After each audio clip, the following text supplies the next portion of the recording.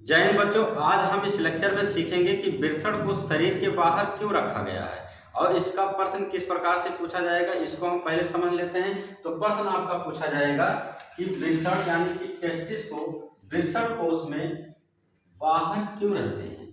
तो ये इसका प्रश्न इस प्रकार से पूछा जाएगा और ये जो है टोटल 3 नंबर का प्रश्न है।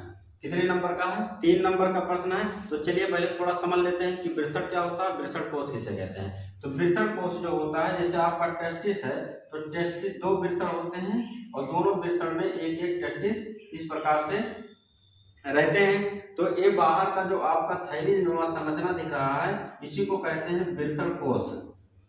वृषण कोश कहा जाता है और इस वृषण कोश का काम क्या है पूरा समझते हैं। तो चलिए समझ लेते हैं पहले कि उत्तर किस प्रकार से आपको बोर्ड एग्जाम में लिखना है। तो आपको उत्तर लिखना है इस प्रकार से, क्योंकि शुक्राणु जनन के लिए शरीर के तापमान से लगभग 2 से 2.5 डिग्री सेल्सियस कम तापमान आवश्यक है।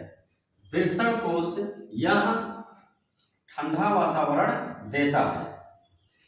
ये इस प्रकार से इतना लिखेंगे और आगे कहेंगे कि यदि वृषण शरीर के अंदर होते तो गर्म तापमान से शुक्राणु निर्माण प्रभावित हो सकता था, यानी कि शुक्राणु निर्माण हो सकता नहीं हो सकता था।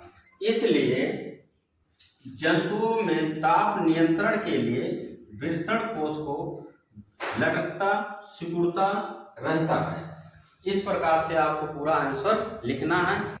इसको अगर शॉर्ट में हम इसको समझें तो ये कह सकते हैं कि शरीर के बाहर टेस्टिस को इसलिए रखा गया है क्योंकि शरीर का तापमान जो होता है वो अधिक होता है, जिसके वजह से टेस्टिस जो होता है शुक्राणु निर्माण नहीं कर पाता है। और शुक्राणु निर्माण के लिए टेस्टिस शरीर के बाहर एक वृषण कोश में इसको बाहर लटका के रखा जाता है, ताकि इसका वृषण कोश टेम्परेचर जो है टेस्टिस का वो 2 से 2.5 डिग्री सेल्सियस टेम्परेचर कम रख सके और इसी टेम्परेचर पे शुक्राणु का अच्छे से निर्माण होता है। अगर आपको पूरी बात अच्छे से समझ में आ गई हो तो लाइक कमेंट करके जरूर बताइए।